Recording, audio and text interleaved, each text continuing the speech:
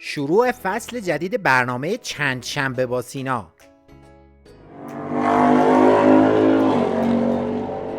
سینا ولی‌الله با انتشار ویدیویی خبر از شروع پخش سری جدید برنامه چند شنبه با سینا داد که سر و صدای عجیبی در فضای مجازی به پا کرده. با ما همراه باشید که به جزئیات این خبر میپردازیم. اما قبل از هر چیز لطفاً برای حمایت از ما همین الان تا یادتون نرفته ویدیو رو لایک و کانال رو سابسکرایب کنید و با زدن زنگوله کنارش از ویدیوهای بعدی ما زودتر با خبر بشید. همونطور که میدونید از خرداد ماه امسال پخش برنامه چند شنبه با سینا با اجرای سینا ولی‌الله از شبکه MBC پرشیا به طور ناگهانی متوقف شد و سینا ولی‌الله تا حالا هیچ توضیحی درباره علت تعطیلی این برنامه نداده و فقط با انتشار ویدیویی کوتاه گفت این فصل از برنامه‌ها بعد از 33 قسمت به پایان رسید و ما به زودی دوباره همدیگر رو خواهیم دید.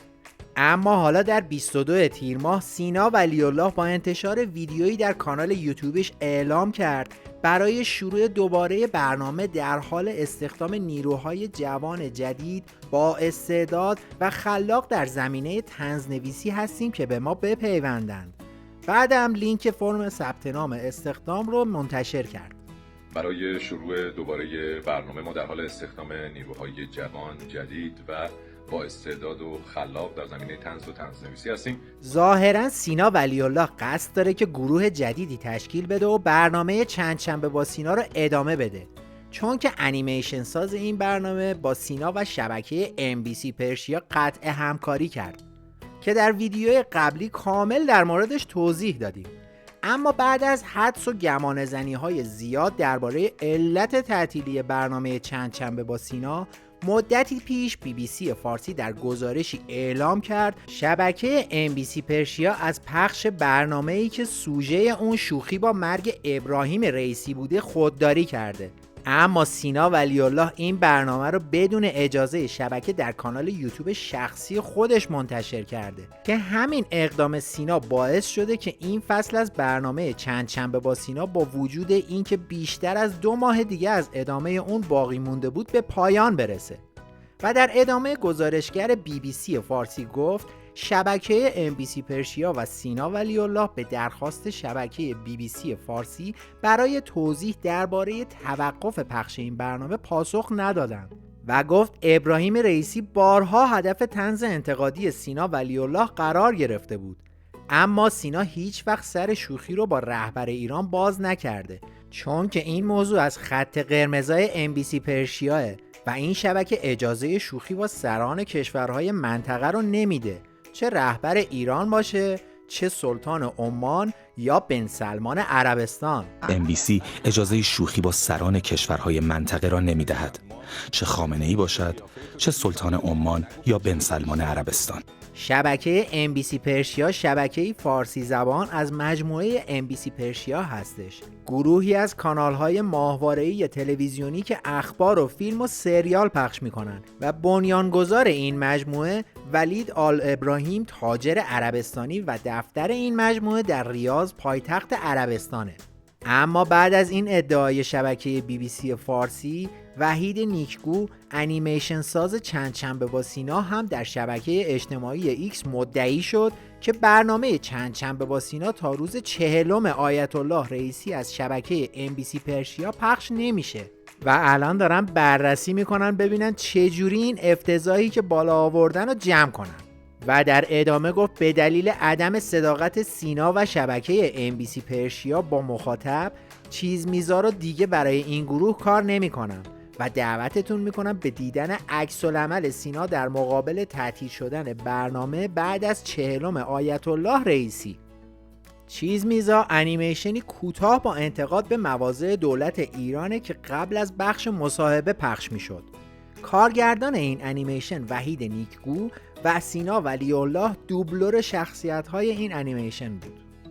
سینا ولی‌الله از سال 92 برای اولین بار در شبکه ماهواره‌ای فارسیوان تولید و پخش این برنامه رو شروع کرد.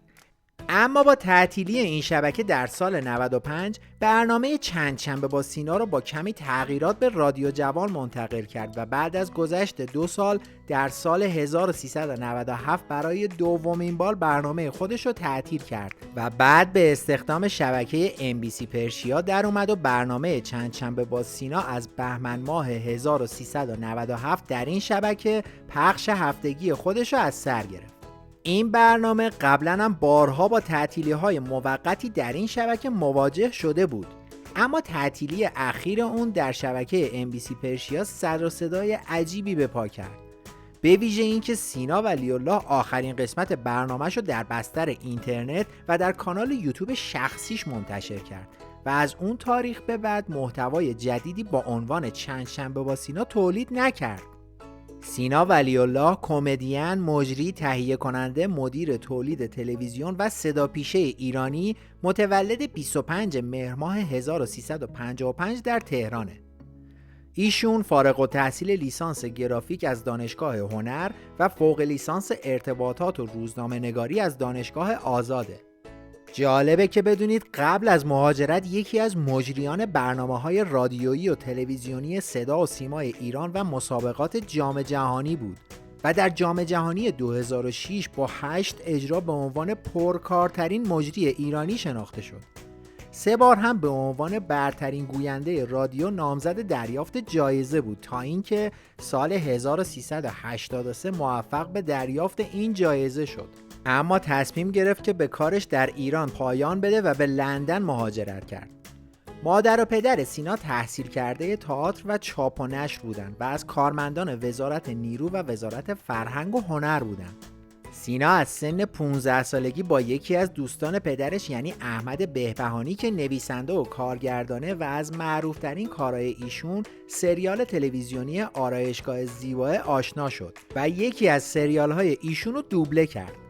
سینا با توجه به رشته دانشگاهیش قصد داشت در واحد گرافیک صدا و سیما استخدام بشه، اما صدای خاصش باعث شد که به عنوان گوینده در رادیو استخدام بشه و برنامه‌هایی مثل صبح و ورزش، شبانه، تازه‌ها و نگاهی به مطبوعات رو به صورت روزانه اجرا می‌کرد و بعد از چند سال وارد برنامه‌های هفتگی شبکه جام جم شد.